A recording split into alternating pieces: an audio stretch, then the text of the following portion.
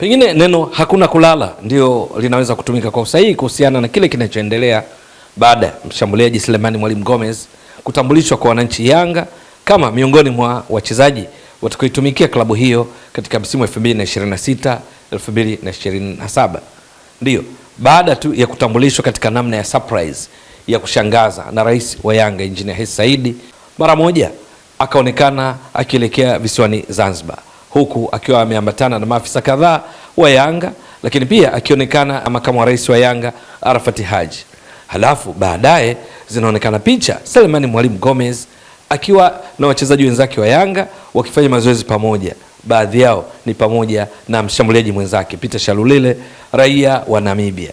Selemani Mwalimu Gomez, hakika kile kilichotokea ndani ya muda mfupi tarehe 8 akitambulishwa kwa Wekundu wa Msimbazi Simba kwamba ni miongoni mwa wachezaji watakaokuwa katika kikosi cha kocha Steve Barker kwa ajili ya msimu ujao wa Wekundu wa Msimbazi Simba 2026 2027.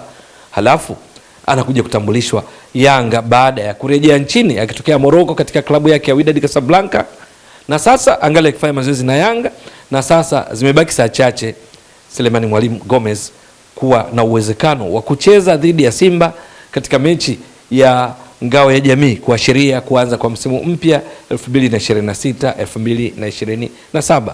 Hakika ni furaha kwa mashabiki wa Yanga, furaha kwa benchi la ufundi la Yanga kupata nyongeza ya mshambuliaji mwingine miongoni mwa wale walionao, kwa sababu benchi la ufundi la Yanga chini ya kocha Mangoba Mngiti tayari lina wachezaji wenye ubora wa hali ya juu katika eneo la mwisho katika ufungaji kwa maana washambuliaji, halafu linampata mwalimu ambaye naye ni mchezaji wa kiwango cha juu.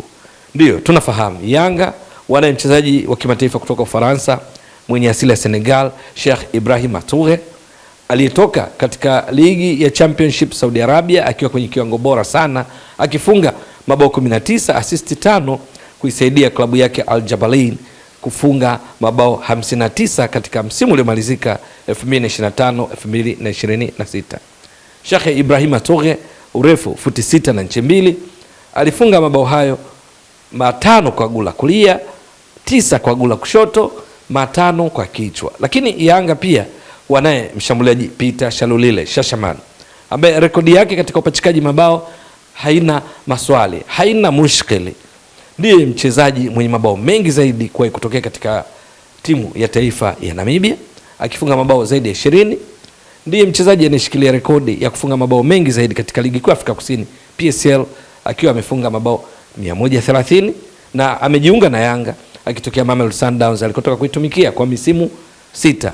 Peter Shalulile ameshawahi kuwa top scorer, mfungaji bora katika ligi ya mabingwa barani Afrika msimu 2022 2023 akiwa na mabao 6.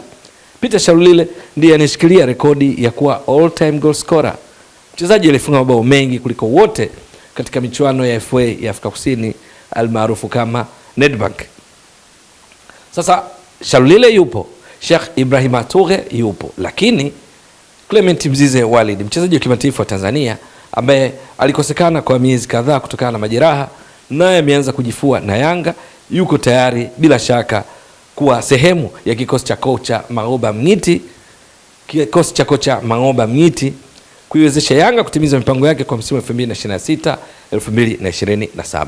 Halafu mbali na watatu hao ambao wameshathibitisha ubora katika maeneo mbalimbali, Mzize akiwa na rekodi ya kufunga bao bora katika ligi ya mabingwa barani Afrika, lile alilofunga dhidi ya TP Mazembe katika misimu ya karibuni.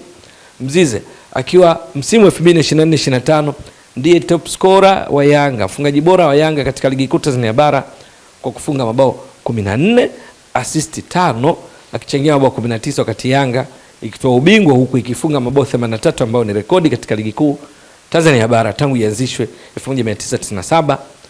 Mzize yupo, Shalulile yupo, Sheikh Ibrahima Toure yupo, halafu anakuja Selemani Mwalimu Gomez. Huyu ni mwana hapo Selemani Mwalimu Gomez.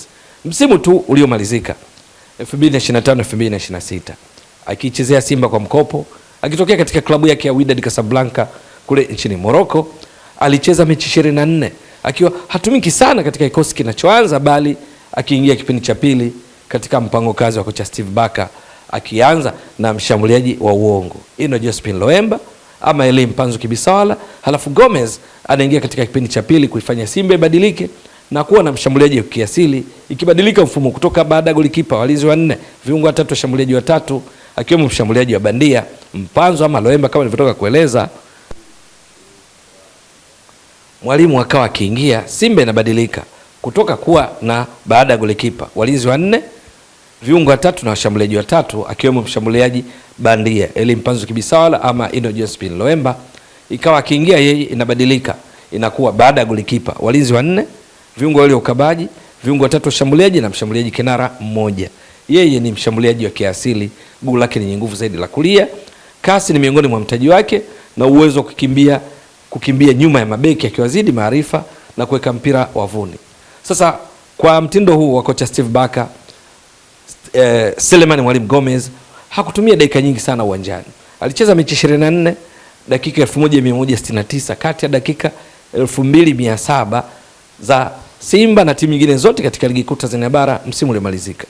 Lakini kwenye muda huo mfupi akapiga mashuti 25, 14 yakilenga shabaha, ikiwa ni kiashiria kwamba shooting accuracy, uwezo wa kupiga mashuti ya kulenga shabaha ukiwa juu kwa 52%. Halafu akafunga mabao 9, akatoa assist moja, kuchangia mabao 10 kati ya mabao 54 waliofunga Simba na kuiwezesha kumaliza ya pili katika ligi kuu Tanzania bara, vinara wakiwa ni Yanga waliotoa ubingwa, timu yake ya sasa. Sasa katika mabao yale 10, maana yake mchango wa mabao kwa Simba ulikuwa ni around 19%, maana Simba ilifunga mabao 54. Huyu Selemani Mwalimu Gomez maana yake anakwenda kuongeza silaha za Yanga katika kushambulia, wakiwa wale watatu wanatoka kuwataja, yeye wanne, na tayari ameshaanza kujifua. Anaonekana akiwa na furaha na bashasha tele, akijifua na wenzake, akiwa Peter Shalulile. Ni juu ya kocha sasa Mangoba Mngiti saa chache zijazo kuamua kama atamtumia Gomez katika mechi watakaocheza dhidi ya Simba ambayo ametoka kuwa nayo msimu uliomalizika. Na kabla ya kutambulishwa Yanga, inaripotiwa kwamba aliripoti Zanzibar ambako Simba kwenye kambi yao na akawa nao, lakini Yanga wakafanya yao, kile ambacho kinaitwa umafia katika usajili, labda wakawazidi kete Simba, wakamtoa na sasa yungali na Yanga mgongoni nambari 30. Je, Selemani Mwalimu Gomez nini atakachokifanya ikiwa na Yanga? Maana mambo yanakwenda kwa haraka sana. Ameshatua, ameshaanza kujifua na tayari yumo miongoni mwa orodha ya wachezaji Mangoba Mngiti katika kikosi chake. Endapo atapata nafasi, maana yake pengine Mngiti ataka kutumia mfumo wa baada ya golikipa walinzi wanne, viungo walio ukabaji watatu, mshambuliaji kinara mmoja, basi yeye anaweza kupata dakika za kucheza mbele ya wenzake, au akawa wanacheza pamoja washambuliaji wawili, kwa mfano yeye na Shalulile, yeye na Ibrahima Toure, yeye na Mzize, kadri mwalimu atakavyoona, kwa maana ya kocha Mangoba Mngiti. Ama baada ya golikipa walinzi wanne, viungo wanne, washambuliaji wawili, yeye anaweza kucheza. Lakini uzuri wa Selemani Mwalimu Gomez tangu akiwa Fountain Gate, akiwa Wydad Casablanca ambako alipata nafasi kwenda kucheza kombe la dunia la klabu la FIFA, lakini vile vile na Simba katika msimu uliomalizika, anaweza pia kuoperate, kucheza kutokea pembeni, kwa maana ya kulia, kushoto, lakini pia nyuma ya mshambuliaji kinara. Anaweza pia kuwa mshambuliaji kinara. Sehemu zote hizo Selemani Mwalimu Gomez yuko vizuri, na uwepesi na kuliona na jicho la kuliona lango ni miongoni mwa mtaji wake.